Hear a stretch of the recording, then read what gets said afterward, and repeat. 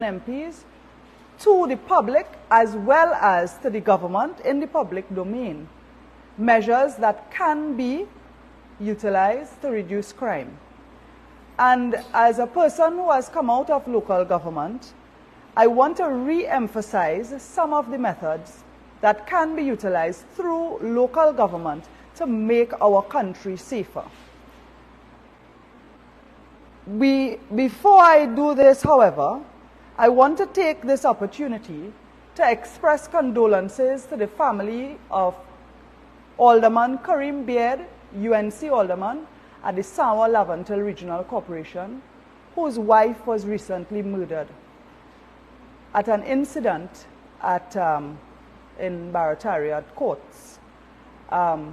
We are very disturbed that we can have such a broad daylight killing, shooting, and we ask the police, the Commissioner of Police and the Minister of National Security to ensure that justice is done, that those who are responsible for the deaths will be brought to justice, and that the families and the family of Kareem Beard, as well as the families of those murdered in 2023, can see justice. At our regional corporations, we have asked for municipal police to be utilized in patrols, particularly around schools, but now during Christmas time, municipal police can be very helpful in reducing crime and increasing orderliness in shopping areas, in busy town centers, as well as in markets. We have asked for the regional corporations to also have litter prevention wardens to ensure that law and order is kept when it comes to littering and preventing littering. In this regard, we have noted that in several regional corporations, there is, of course, an increased demand for scavenging services during the Christmas period. While numerous corporations have increased the number of days for scavenging, we have noted that there is a situation in San Fernando City Corporation. And I take this opportunity to call on Minister of Local Government and Rural Development, Faris Alwari, who is also the Member of Parliament for San Fernando West, to pay attention to what is happening in San Fernando. Because in San Fernando, the mayor advertised a cleanup campaign and advised constituents of various electoral districts of days to put out their garbage. For example, the residents of Vistabella, Marabella district, their councillor is Sasha Ali, they were told to put out all their bulk waste on the 8th of December, and it will be collected. Time continues to pass, and the stuff has not been picked up. The mayor is now saying that the corporation does not have the resources. If you advertise, make good on your word. If you fall short of resources, it is up to you to find the resources or to get support from the various ministries. I am asking Minister of Local Government, Faris Alwari, to intervene, to investigate, and to rectify the situation where you have piles of garbage, white waste and bulk waste, and mounds at the side of the road. And those residents are now being told that this will be picked up. When? Next year. This is a public health hazard and it must be dealt with urgently. As we continue along in this Christmas season, I also want to share a concern that came up recently, where the Minister of Social Development has issued food cards through the offices of all members of Parliament. First of all, a number of MPs had problems getting the food cards. There were a lot of delays. Our concern now is that while the cards have been issued, when the recipients go to the grocery, they are being told they're getting a message that the card is invalid or it's not active. It appears that the cards have not been activated. So we have hundreds of persons who received the food cards who are desperately in need of making groceries for the Christmas. We are a few days away from the Christmas weekend and those cards are invalid. we are asking the Minister of Social Development to just come out to the public and clarify the situation so that recipients will not be placed in an embarrassing position where they go to the supermarket, they pick up all their groceries, and then when they go to the cashier, their card declines. It is very embarrassing, and particularly so for a poor person. So we are asking Minister Donna Cox, Senator the Honorable Cox, to just clarify to the public and give these recipients some assurance that your ministry will ensure that they have immediate use of that card to ensure they get their card, their groceries before the Christmas season. I mentioned at the start that we in the opposition have outlined a number of measures that regional corporations can take to help reduce crime. We spoke about municipal police, but one of the things that we have also had is a number of communities throughout the country requesting to limit outside traffic, requesting to put monitoring mechanisms in place. And on the local government campaign trail, the leader of the United National Congress indicated the policy of the UNC when it comes to restricting and gating communities. We are in support of communities who wish to take these measures to protect their community, and we are in support of communities who will do so legally. There is a procedure, and in fact we have had some communities who have successfully made their application and gone about it in the legal way. Today I am pleased to present to you a councillor who is also councillor for St. Augustine constituency, but who is the councillor for Valsayn St. Joseph, to share with you based on her experience. And we hope that as it applies to all regional corporations, that residents will comply with the law and engage the regional corporations as they should. So at this time, I invite Councillor Seema Ramsaran.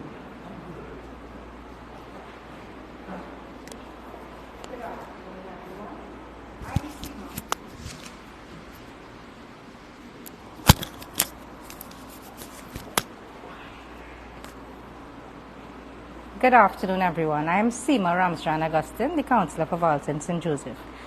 And I will start first off by saying I would support any community within the district of Valsayn St. Joseph who wants to put legal measures in place to secure their community. I have worked with communities in the past seeking to secure their community by monitoring who comes in and out, limited to local traffic, and networking with Neighborhood Watch and the police. The corporation or a site visit with all the stakeholders will be engaged. Stakeholders may include WASA, TNTEC, HDC, Traffic Management, Ministry of Works, Ministry of Agriculture, Commissioner of State Land, and of course the residents. We in the United National Congress remain committed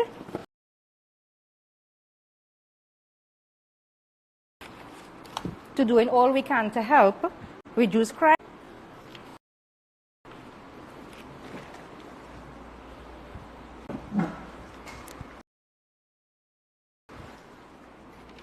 Thank you, Seema. MP for St. Augustine, Khadija Amin, my colleague here this morning, who, along with myself, issues that has been happening in the country over the last few weeks. And before I get into my presentation, I just want to add what MP Khadija Amin was saying, food card delay. There has been a delay by the delivery of these food cards. I want to also put it on the record that I am assuming it's not only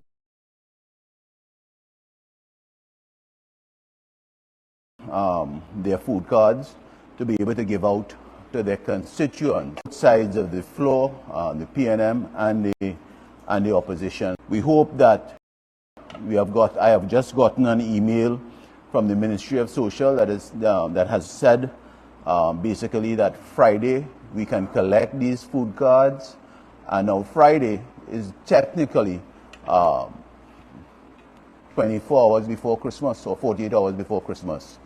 So that would mean that some of the MPs would have to make arrangements on Saturday to get these cards out to their constituents, their deserving constituents of these food cards. Now, I just want to listen to cards. Some MPs would have gotten food cards to give out in constituents, and it is very, I would say, nerve-wracking to hear Khadija mentioning that some of the food cards are declining when the constituents go to the supermarkets to purchase their goods. And, you know, I'm assuming that Khadija would have had first-hand information on actual individuals, because I think Khadija was one of the lucky MPs who would have gotten their food cards to be able to give out to their constituents. And if those food cards are declining when they actually go to the supermarket, besides being an embarrassing position for those constituents, what is the recourse to these individuals? Do they now have to send back the cards to the Ministry of Social Development to reactivate it? So that is a very worrisome issue, and I'm hoping that the cards that will be issued to the remaining MPs on Friday, that these cards are actually activated, so that we don't have that embarrassing situation like what has been happened based on the reports from MP Amin. Citizens, well-wishers, we are 4 days away from Christmas. The opposition continues its job of speaking up for the people of our nation. Today we say that this nation deserves is justice, honesty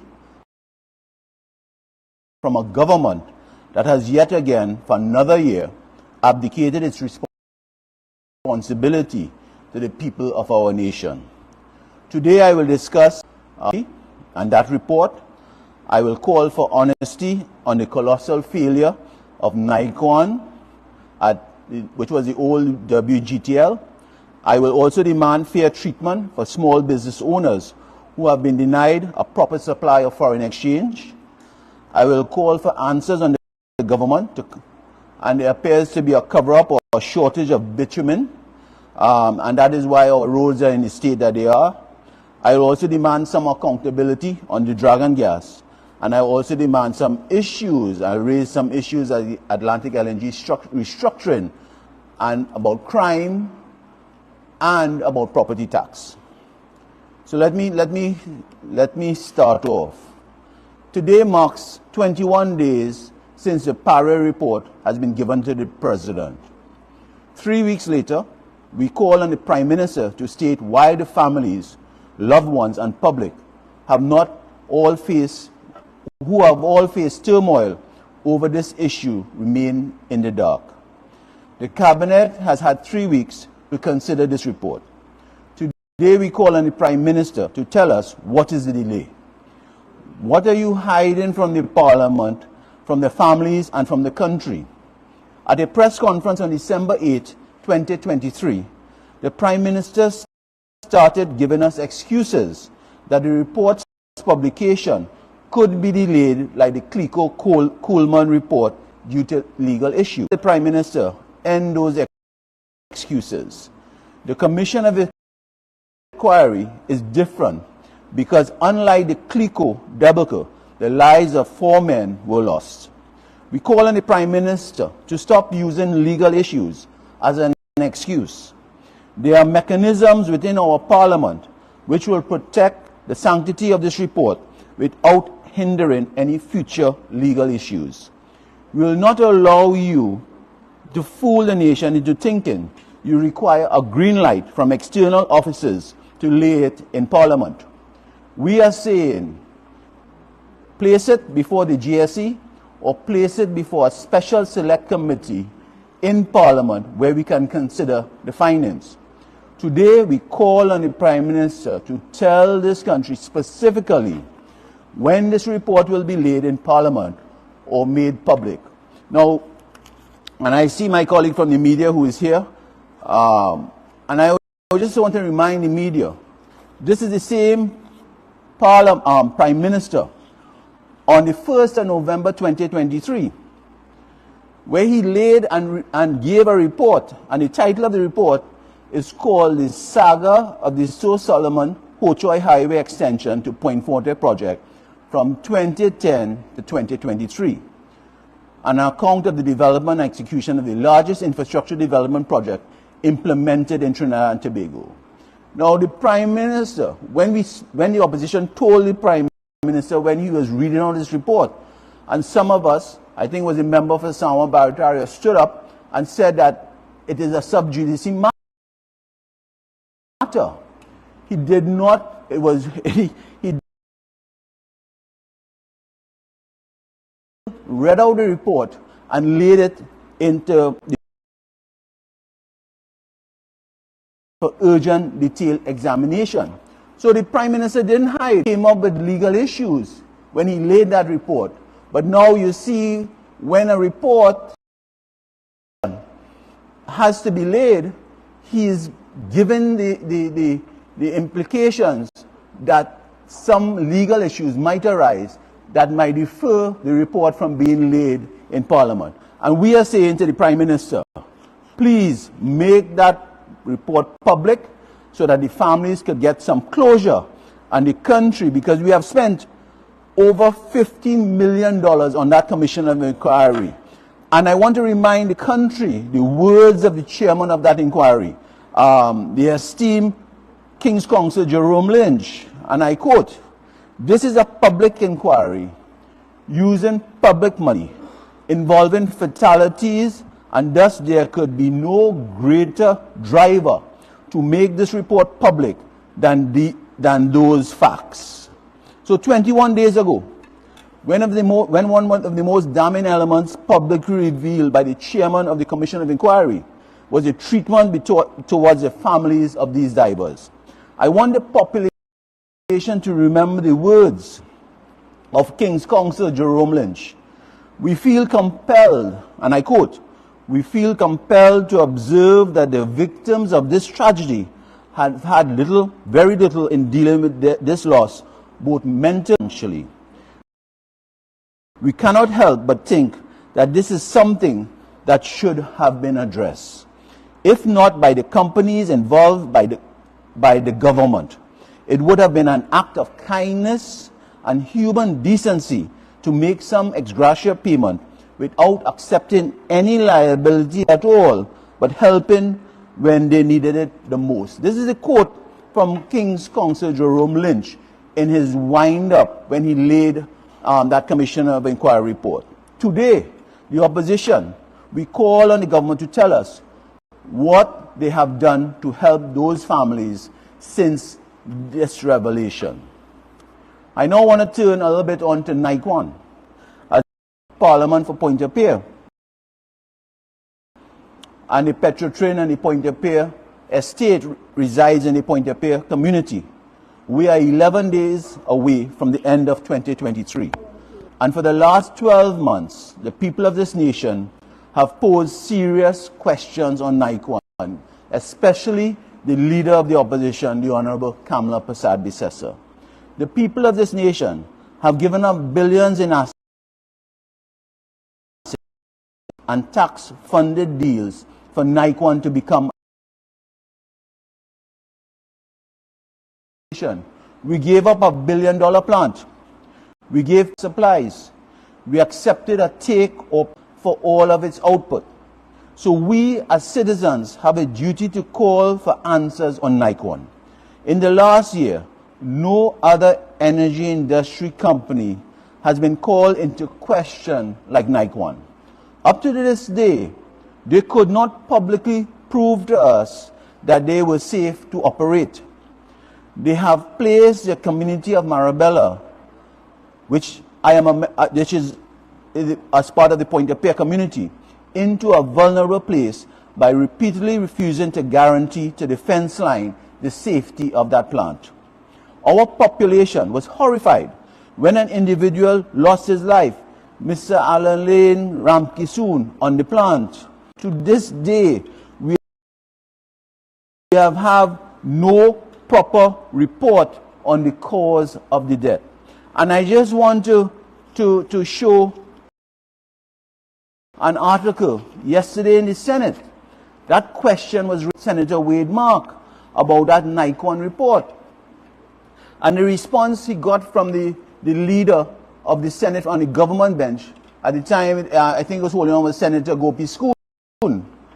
And she reported her answer because the question was posed to the Minister of Energy and he was absent.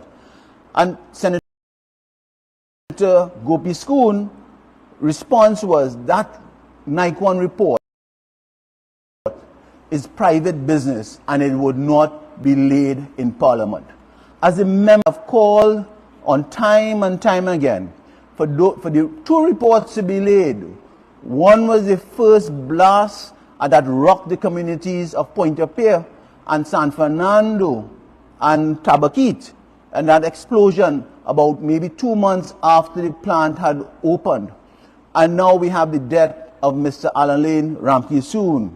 I have called on those two reports to be laid in Parliament and so that we can understand the situation that is taking place on that plant. Now, and I am asking this government, please do not hide behind legal ramifications or legal issues, because if you could do it for the highway report that was laid by the Prime Minister on November, you can do it for any report that the public. Call on NICON and the Minister of Energy to tell us taxpayers of this country over 133 million from the upstream downstream gas company. And you would have seen in the last bills they are unable to pay their vendors, and we are asking to NICON, as taxpayers of his country, what arrangements is NICON? Firstly, we know of only one death of over 133 million gas given to NICON. So we call on the Minister of Energy to respond on that. We call on him. And NICON financial issues, the public, and to us in the opposition, but to shareholders of the Republic Financial Holdings Limited, who raised banks' exposure as a result of the NICON loans, according to the Trinidad Guardian, 12th December 2023. And I quote, at the shareholders' meeting, the President and CEO of the Republic Financial Holdings reported that the non-performing loans in their portfolio had increased year on year. And we are asking, is it due to that $150 million loan that Republic Bank had given? And one would remember that Ms. Alice Kwan also served, and who also served as a former permanent secretary in the Ministry of Finance, also sat on the Republic board when that issued by Republic Bank. We are asking, are there any implications? Because I am a shareholder, like so many of us, of Republic Bank Limited that is traded on the stock exchange. I ask as a shareholder, are there any implications of that NICON loan to the financial performance of Republic? I now want to turn to foreign exchange, which is a critical issue as it relates to the Christmas season. 2 months ago, the Minister of Finance was boasting that his budget was geared at building capacity for diversification. Yet in the past weeks, it has become evident is anti-small business or against the survival of small businesses, as they have abandoned small businesses with the supply of foreign exchange.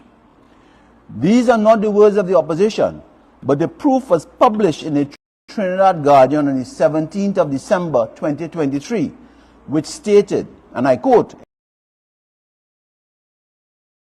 Guardian, just 1 week before Christmas, battling with the lowest supply of foreign exchange in years, as is a to survive or even make profits. This government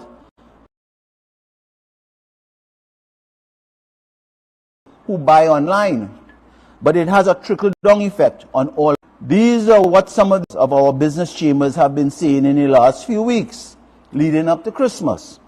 Couva Point Leases Chamber. If the situation is not dealt with soon, it will contribute to inflation. The price of goods will go up. This is their comment about foreign exchange. Chaguanas Chamber of Business. Some businesses, and I quote, some businesses have had to reduce their workforce and merchandise to stay in operation. That's Chaguanas, which right now where we are. San Fernando Business. If you see the vendor businesses,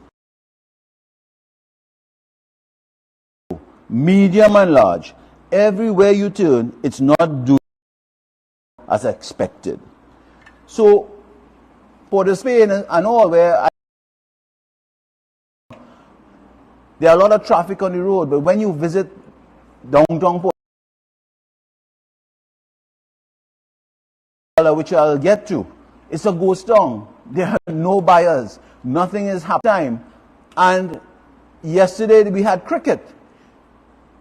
And there was a crowd in the cricket. I don't think in the wildest dream I could have ever thought that people would have attended cricket in the week leading up to Christmas. It has never happened before. That tells you that there's nothing happening in our country and people are better off going and watch West Indies versus England than to, it is more fruitful to them than to go and shop because they just don't have the money. So we face an island-wide foreign exchange crisis, which is crippling or has crippled hundreds of businesses throughout the nation. But this foreign exchange crisis has been manufactured by the Minister of Finance. Lack of urgency and care for this situation. Since September 26, this Minister of Finance, he promised to have a dialogue with businesses ahead of Christmas on foreign exchange. Then in his budget in October, he promised to address the foreign exchange crisis for small and medium enterprises. On November the 1st, 2023, at a press conference, the Minister of Finance promised to work with the Exim Bank to create a specific foreign exchange supply window for small and medium enterprises to obtain foreign exchange. As we have understood, this has never been implemented and is just words by the Minister of Finance once again.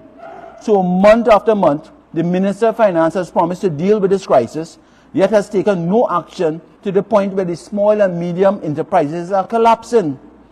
But while the small firms cannot access foreign exchange, the large companies like Massy, who are not even net earners of foreign exchange, are using up foreign exchange, from what we have read yesterday and today, to train their executive management in training to talk to the dead.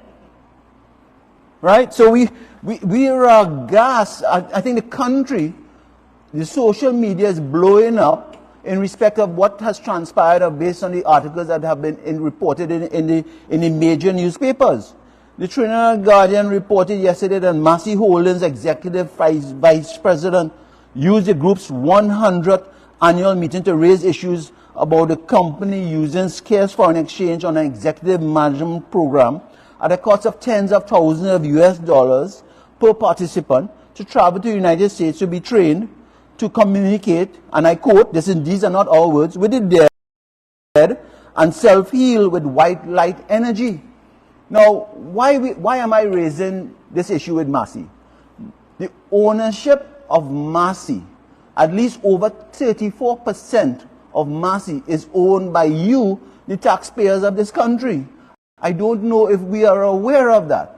Via state companies like NIB and so on, together, 34% of that shareholding of Massy is owned by you, the taxpayers of the country, not the PNM. The taxpayers of this country. That is why we felt it important to raise this issue, right?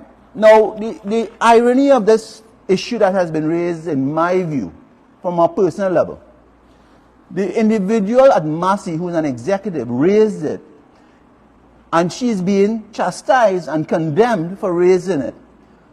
Now, that individual, that lady, we consider her a whistleblower. We consider her a whistleblower. She's doing her job. And she is being chastised by the heart of Massey for being a whistleblower. And you would remember when this PNM government bought whistleblower legislation, Massey Holdings was one of the first companies, if I remember, coming out and talking about whistleblower legislation. And it is a good thing for the country.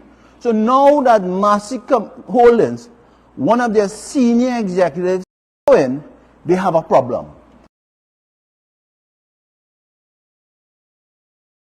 Problem with whistleblowing, Massey Holdings. And that is hypocrisy at its best. And we have more to say on that Holdings issue. And we have more to say because we own, you the taxpayers, we own over 34% of Massey Holdings. And I want to touch a little bit on my community of Pointe-a-Pierre. Again, in respect to foreign exchange and the closure of Petro. 5 years. And the non-supply of getting foreign exchange. Medium businesses. Presently, as we talk today, a couple of Christmas, a few weeks, has been a ghost town. And recently, I have gotten information through FYA, where when they shut down of the refinery, over $34 million one company to just watch the Petroton refinery while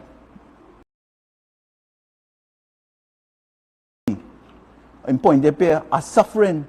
That is, to understand that $34 million have been paid to look and watch the refinery over the last 4 years have been suffering. I want to turn to an issue that I got in the mail, in my mailbox, about the bitumen shortage in our country. And I want to say that, we have raised it before. I think Dr. Munilal had raised that whole bitumen issue in Parliament a few months ago. And the Minister of Works and Transport said there was no shortage. But the information we have, there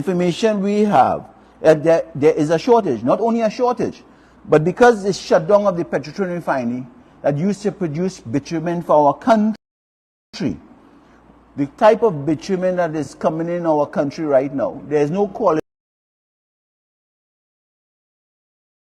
So people are now importing, contractors now importing standards in the import of bitumen. And that is why you are seeing certain aspects of our roads. For example, I understand the new area that they did from Point Forte, the new extension of that highway that this PNM completed. The contractor that used the bitumen, there are issues with the quality of that bitumen, and some of the areas of the road are being eroded.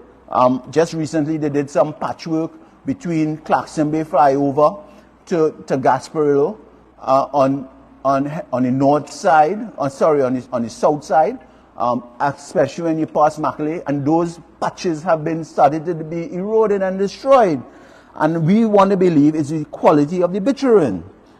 It's the quality of the bitumen that's being imported. And we understand there's a shortage of bitumen in our country. So we ask the Minister of Works once again to come clean with this country and tell us if there's a shortage of bitumen to even import, or is there any quality control in respect of the bitumen that is being imported. So I leave that right there, that bitumen issue. I just want to touch a couple other areas on gas supply. As we head into the new year 2024, As a nation, we must be concerned because, yet again, the Minister of Finance has hung his hat where he cannot reach in terms of the natural gas pricing in his budget. The natural gas price is currently $2.50 on the world market. The Minister of Finance has pegged his budget at $5, despite their claims of earning a basket price. Because every time you ask the Minister of Finance and the Prime Minister, they tell you, well, it's a basket price and it's not what is traded on the world. What we see, for all intents and purposes, the normal man sees the price of $2.50 when you check the commodity markets in the world. But the Minister of Finance, the Prime Minister, and the Minister of Energy, when they talk, they tend to want to say, well, it's a basket price the country is earning around the world. The Minister of Finance must tell us, with lower production and almost certain lower prices, how will this affect his revenues and our revenues going into 2024? Will he come at mid-year and ask for more billions of dollars to satisfy his deficit? Because he already has a deficit in his budget when he presented. So is it going to be a larger deficit that he will come in April, ending of April or early May, asking again for billions of dollars to fund his budget? So that takes care of the gas supply. There's some issues I just want to touch on based today, and it has to do with the property tax. Yesterday in the Senate, they debated the finance bill that the lower house debated a week ago. And it is interesting, in one of the daily newspapers, it says, the headline says, Federation Park homeowners object to $20,000 rental value. Federation Park. Now, we all know Federation Park. Federation Park is where the rich people live. People like myself and Kiva and Khadija, I mean, we don't live in those areas. Maybe Sean Douglas lives there. But Federation Park is where the elite of this country lives. Now, imagine the Minister of Finance was able to respond to these people. When we in the opposition, for the last 2 years, all MPs have been going out, pounding the door by door, having consultations on property tax, telling people that this will bring hardship to you. We were speaking to the media. We were talking about it in Parliament. Using is wrong. They never... Imbert used to say the opposition and the opposition leader, we're talking foolishness.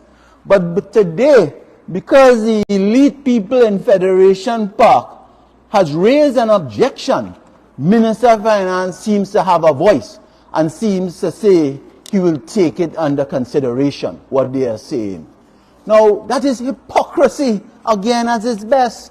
Because the poor man, the opposition was fighting for our constituents through the length and breadth of this country, not only for our constituents, but for everybody in this country called Trinidad and Tobago. We were telling everyone that this property tax valuation that Minister of Imbert has come up with is ridiculous. It is going to cause hardship.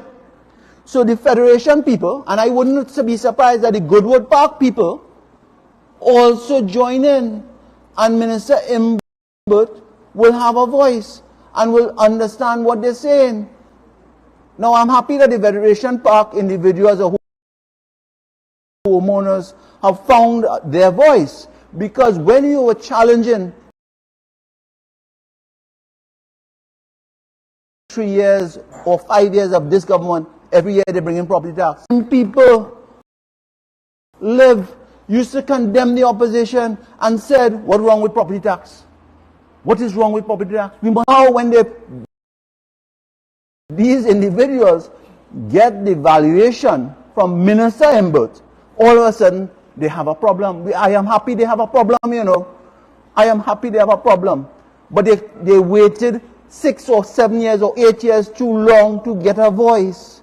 And we hope that this is a start of their voices being heard. Because only when the elite talk that Minister Imbert and Prime Minister Rowley tends to listen.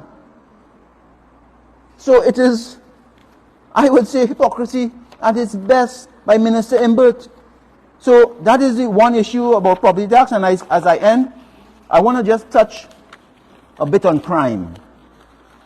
On crime. And it is critical because I think my colleague Khadija Amin, MP, had mentioned about crime.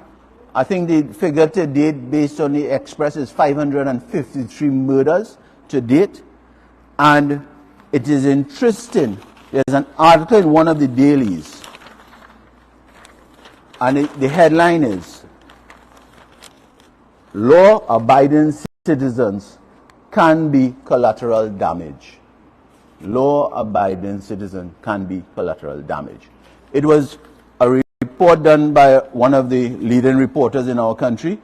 She interviewed 3 individuals, Dr. Mukesh Basdeo, Dr. Winford James, and a well-renowned Reginald Dumas, well-respected and well-known Mr. Reginald Dumas. And I just want to read a couple of their words to tell us, to tell you, the citizens, where we are in respect to crime in our country. And I want to start off by saying that yesterday we had a match, England versus West Indies, in the Lara Stadium. And the English team is staying at the Hyatt. And according to reports, there was a murder outside the Hyatt on Sunday night. And the English team was actually banned by their management from leaving the Hyatt because they feared for the lives of the English cricketers. So basically, that does not do us well as a country. And who is in charge? Prime Minister Rowley and his team is in charge of this country for the last 8 going into 9 years. And I just want to leave a quote done from this article, today's article, by Mr. Dumas, Reginald Dumas. We all know Mr. Reginald Dumas. And I quote, Dumas said Trinidad and Tobago is not a safe place, and the root causes of crime must be addressed. And I want to quote what he said. I regret to say that this is a dangerous place to live in, which is Trinidad and Tobago he's talking about, because nobody knows what is going to happen. You might be an innocent bystander getting caught up in a volley of bullets. You could be at home minding your business and people invade your home. You could be sleeping at home and people point guns through the window and shoot you. So Trinidad and Tobago is certainly not what it used to be, especially with all these guns now so readily available.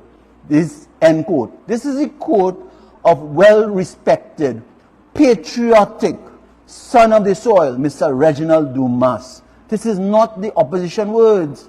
So I am just quoting what he said and his views of crime, of his love country.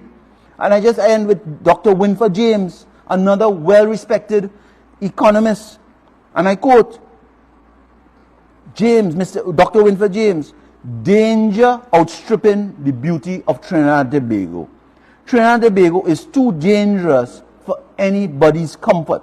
And more it seems to be that the danger of living here in Trinidad and Tobago is outstripping the beauty of living here.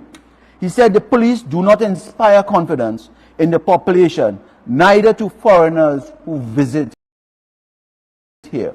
These are the words of 2 patriotic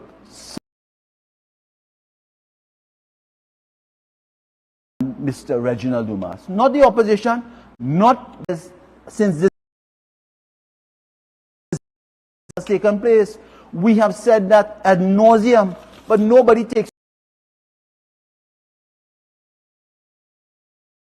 Park talks, or Dr. Winford James, or Reginald Dumas, who's raising these issues over the last 8 years to the business chambers, to the elite, to the man on the street, to the people who sit on the sidelines, to the media. We have raised all these issues we have raised here this morning, and yet we seem to be condemned when we raise these issues. So, ladies and gentlemen, I want to, in closing, before I close, I would like to bring Christmas greetings on behalf of the opposition. and the leader of our great party, the Honorable Kamala Persad-Bissessar, and her team and her family. I just want to say these are our Christmas greetings as I end, before we take questions from the media. On behalf, and I quote, and on behalf of the political leader and all UNC members of Parliament, I would like to wish the citizens of Trinidad and Tobago a holy, blessed, and Merry Christmas 2023. The political leaders' wish for Trinidad and Tobago this Christmas is a society which protects the vulnerable, offers opportunity for all, no matter their circumstances. A nation where all are safe, as well as an economy that offers hope for all, and a society which is potential. The political leader, the Honorable Kamala Persad-Bissessar, gift to our country is that we in the UNC will continue to be strong advocates for a better Trinidad and Tobago. Honorable Kamala Persad-Bissessar has led the UNC to be the most vocal opposition in our nation. Rest assured, we will remain your guard against the injustice of this present government. We offer a solemn wish for peace, happiness, and joy this season. We urge all who can to help those without this season. We urge all to use this season to offer love and goodwill. This season, it cannot be business as usual. It must be about powerful actions to help our citizens in need.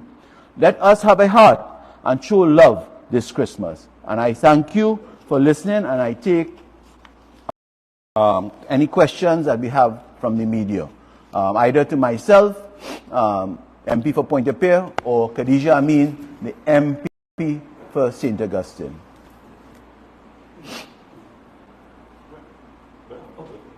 Right. So we're looking at the Parrier Commission of Inquiry report and also the NICON accident report. I can't actually remember what the latest the Prime Minister would have said on the Parrier report. I know there's a formality that it has to be sent to the President, and then the President sends it to Cabinet, but I'm not sure in terms of whether he had given a commitment to lay it, or if they have. So I don't know if you could remember what the Prime Minister said. Thank you, Sean. When the Prime Minister had his press conference, when he was presented the report from the President, I think I want to give kudos to the President. She wasted no time in sending that report that was given to her by King's Counsel Jerome Lynch, Chairman of the Commission of Inquiry. Prime Minister Rowley, in his press conference, said that in reviewing the report, initial review of the report, and it has to be discussed at Cabinet, he took the angle that, if there are some legal issues that the Cabinet felt needed to go to another level, that it might not come to Parliament or be made public. And he referred that similar to the Coleman-Clico inquiry report, that when this present government received that report, they sent it to the DPP. And I think the DPP has it, and then what the government is doing is saying, has thrown the whole issue onto the DPP to say, well, the DPP, it is in the hands of the DPP. And we in the opposition, I think the country is crying out to understand what actually happened to those 4 divers. As I had said, Sean, the Coleman report, Clico inquiry report, is not like this Parrier report. Parrier report, 4 men lost their lives. The country has spent over $15+ million and looked at it on television and the media and the social for over the last 12 months. So we must, that report, we are demanding that report be laid in Parliament so that it can come towards, so we can have a better understanding to bring closure to the country, not only the family members, but to the country, to tell this country that we are a fair and open, transparent country, and we're not about hiding anything. moral suasion, do you think that that would be sufficient? And if not, is there anything else could be done, let's say a freedom of information request or some sort of legal action at all? Well,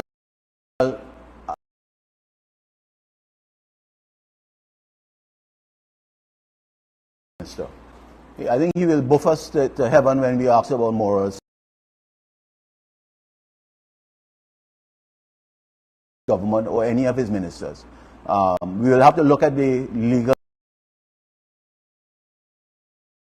I mean, we have some brilliant lawyers. We have a senior counsel in the Honorable Kamala Prasad-Bissessar. Back to you. But we'll give this government some time, but not too much time, because it's a hot topic. So this government cannot tell me, or this Prime Minister cannot tell us, this country, they have not reviewed that report as yet. All right? If they have not, then that's a dereliction of their duty in this country, in our view. I don't know if your team would have had opportunity to set a timeline. Because, okay, we're like late December now, and you're thinking into it's say February, March, April. Have you all had a chance to set a timeline? We haven't set a timeline, but I think with good sense prevailing by this government, I think the government should set their own timeline and understand the urgency and the importance of this report. They like to talk about value for money and wastage of money. So they have spent, they picked King's Counsel Jerome Lynch. We had no part in it. He has done a tremendous job in our view, and his work will go in vain if that report has not come to us in quick time. And even the argument that, well, the cabinet has to see if there are any legal ramifications. I mean, somebody once said, "Publish and be damned." This is a media phrase that they use now. What is great English? Publish and be damned. Yeah, and I agree with that, because let the chips fall where they may. Fall where it is. Hiding anything from anybody. So I agree with that. The Prime Minister should take the opportunity and just lay the report. But it didn't happen with the Coleman report, the Clico inquiry, which is under his tenure. Let's wait and see. There was yesterday in Parliament, the Honourable Paula Gopi-Scoon, speaking on behalf of the Energy Minister, said basically that the Naikwan inquiry report was basically property of the company. It was, I'm not sure to use the word property, but the implication was that this is some physical property for ownership, an implication of ownership. Right. I don't know if they have been hiding for the last 12 months behind that statement. That is that Naikwan is a private company, and what happens at Naikwan is it doesn't have anything to do now with the government. I want to remind Paula Gopi-Scoon and Minister of Energy Stuart Young, and even the Prime Minister. The Minister of Finance, Mr. Imbert, who is that issue of laying the report. If you don't want to lay the report in Parliament, you have yet to get a proper answer. Not been done. They've been hiding behind also the private issues. But I want to remind you, Sean, that Naikwan plant sits on the estate of what we know as Pointe-a-Pierre Refinery Estate. And that belongs to you and I and everyone of this country. And also we have safety issues for my community of Marabella and the environs. And the Minister of Energy is responsible for companies that exist on the estates of whether it is Pointe-a-Pierre or Point Lisas. And they have to report to the Ministry of Energy. So there's and even the environmental issues. So that is a cop-out answer that Paula Gopi-Scoon gave. I think that's an answer that has been given for a while, And I don't know why they keep protecting the players at Naikwan. I don't know why. I want to look at the crime issue. Sure. And with reference actually to Honourable Minister Fitzgerald Hinds had a press conference a couple of days ago, mentioned a couple of things. Well, talking about like the causes of crime, he said, well, the government done, the budgets are so huge on social expenditure, on education, on health, that there's so much being given. But in the question session, I suggested that there was some sort of disconnect, like, you there, but yet still some people are not getting at is the causes of crime. Like, when is the country going to have a debate on it? For example, now Parliament will have discussions on particular issues, if it's say the bail or firearms, like little particular or even no confidence motion. But can Parliament or the opposition in Parliament call for a actual debate on, say, causes of crime? Any thoughts on that? Let me answer the last question after. I want to bring in MP Amin, because her constituency is directly hard hit by a particular area in crime, and she had raised it earlier when she started off her presentation. So Khadija, just, and I'll come back in. Thank you, Sean. We in the opposition believe it's important to engage the public in recommendations for crime fighting and reducing criminal activities. When in government, we successfully reduced the number of murders and the number of serious crime tremendously over both under the Pasteur Pandey-led government as well as recently by the Kamala. We do not speak just in theory. The truth is that the UNC has been effective in reducing crime. And it is a multi-pronged approach. And one of the things, you have the hard approach and the soft approach. The hard approach is boots on the ground, law enforcement, joint police and army patrols in terms of imprisonment and fines, having an effective justice system. But you also have the soft approach in terms of providing mediation for young offenders, in terms of having up sports, education, and technical and vocational training, particularly for young people, but at-risk persons in these areas that are considered vulnerable in terms of high number of crime, in terms of gang-related activities. And we find that when there is constructive activities, young people will go in a positive direction as opposed to falling prey to gang leaders and criminal activities. There are young people who drop out of school because their parents do not have sufficient income, and they end up selling drugs because they feel that it is a means to earn a quick living. And sometimes they really feel it is a necessity. But what alternatives has this government really provided? So we have seen training programs, agencies responsible for tertiary education and skills training shut down. We have seen sporting programs closed. We have seen training facilities, national as well as regional and local training facilities go into shambles. And what that means is our young athletic abilities end up turning away from sports. So we are calling for the government quickly indicate to the public when you will engage in the promised crime talks with the opposition, one, and the opposition has indicated that the opposition stands ready to engage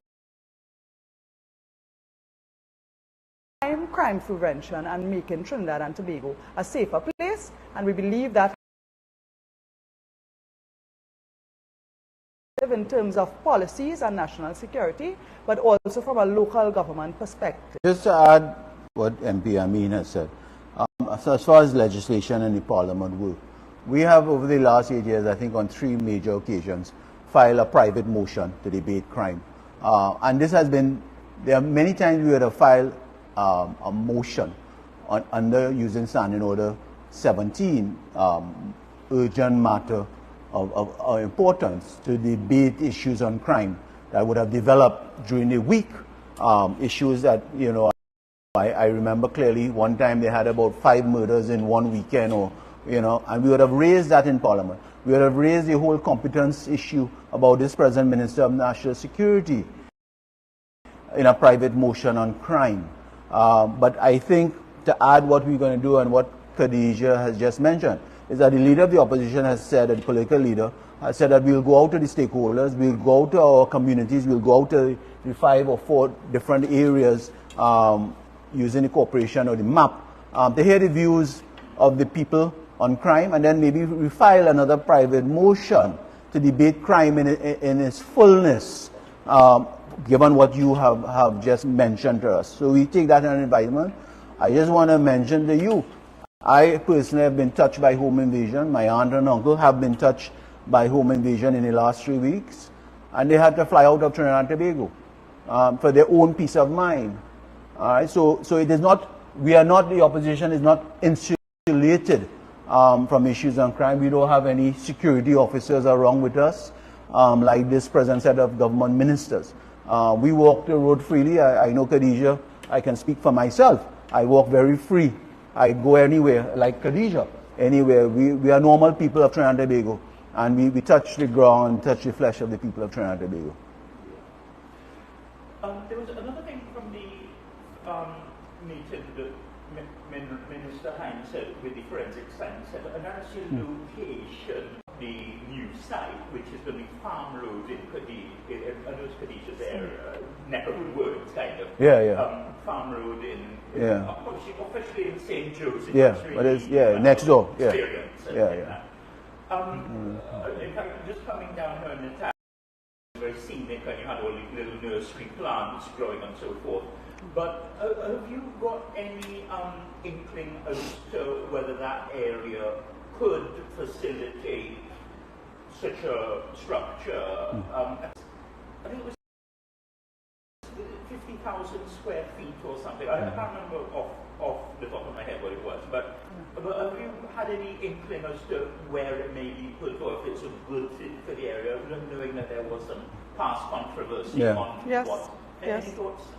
Yes, certainly. The opposition made strong objections to the use of that St. Augustine Nurseries, which is located at Farm Road in St. Joseph, being utilized for anything except agriculture purposes. The PNM first proposed to use that farm for a multi-story housing complex, which was really an attempt at voter padding. Residents and stakeholders came out and objected strongly. In Curep, where the residents were able to give their views, and the position remains the same. We believe in securing agricultural land for agricultural purposes. We believe that we must strengthen Trinidad and Tobago so that we can feed ourselves. We believe the government must re-evaluate the use of agricultural land for anything except agriculture, including housing, and therefore we would ask them to re-evaluate. We have been calling for the Forensic Science Center for a lot of things to be fixed there, including staffing, including equipment and technology, including the accommodation. But certainly, our position has not changed with regards to agricultural land being used for agricultural purposes. Just to add, Sean, that just to remind the viewers about that Forensic Science Center, has been bandied around that will be built for the last 8 years by this present government. All right. I know it was a gift. It is a gift from the Chinese government, and while it is a gift, we do not understand. The normal man in the street, even the opposition, we don't understand. For heaven's sake, why a Forensic Science Center, which is so needed in our country, given the high murder rate, given to be able to fight, to help the police, to give the police the tools to fight crime, has not been built. And now they are talking about building it in farmland area. There are so many other areas that is uncluttered, doesn't have the kind of traffic, and you can locate that Forensic Science Center. All right? And God, I don't understand why they're putting it in St. Joseph. It seems that everything is going in St. Joseph except the Alsing. So I rest that as it is. Yeah? That's it? Yeah. Any questions from the? Yeah, I have a couple sent in to me here. Yeah. One, this is to MP Lee. Is the opposition officially saying that based on the chairman of the Commission of Inquiry's remarks, that the government has a duty to help these pariah families, at least for this season? Well, these are the words of King's Counsel Jerome Lynch, that he is saying minimum, without taking liability ownership, if not the companies, as good citizen, corporate citizens, should have reached out long ago in our view in the opposition. We have been calling for that from day one, that at a minimum, pariah. And if you don't want to take liability, nothing is wrong with that. But at least reach out, especially when the children of these families were going back to school. We were asking and pleading with this government to assist the family members, with the children, to assist them in providing books, meals, school bags to these needy families. Because these families are needy families. These families don't live in Federation Park. So they could have reached out to these families long ago without the Commissioner of King's Counsel Jerome Lynch saying that. But they spend millions on lawyer fees. Millions on lawyer fees. One final question to FPD again. Given that NICWAN has virtually collapsed, does the opposition feel vindicated, given it was the opposition which has persistently raised concerns about NICWAN? Well, I don't think the word vindicate is a correct word. I think the opposition once again, in our due diligence, in our work as an opposition party, as opposition members, that we have, that's the role of an opposition, to ensure that we get value for money for the country, that issues that this government are doing is brought to light, and is keeping its government in check. That's the role of the opposition, so I don't think the right word is vindicated. But at the end of the day, let the electorate decide when that time comes. Yeah. One question for MP Amin. Given the issues they've been having with the Yes. some not working, MP Lee said delivery of cars, etc., etc. What kind of impact it is going to have on the citizens that we depend on these things on an annual basis? I think it is unfortunate that we are still in a situation where the PNM has failed to create jobs and create a stable economic environment, so that we still have so many persons vulnerable depending on food cards. The ministry had enough time to plan for this food distribution and the acquisition of the food cards. We were first told that there was a delay in bringing the cards into the country. And so while MPs were told to come on a certain date to collect, these dates were then postponed several times and pushed back. We still have MPs who will collect on Friday, which is 2 days before Christmas. And the ability now to deliver those food cards in an accountable manner is what we also have to be mindful of. Where MPs received the cards and distributed to the constituents are now calling, indicating that when they swipe it at the supermarket, it's saying invalid. That is not a problem with the supplier, that is a problem with the bank and the ministry. And that also must be rectified. It's so embarrassing for a poor person to go pick up all their groceries and swipe and then told it's declined. What we also have is a situation where in several constituencies,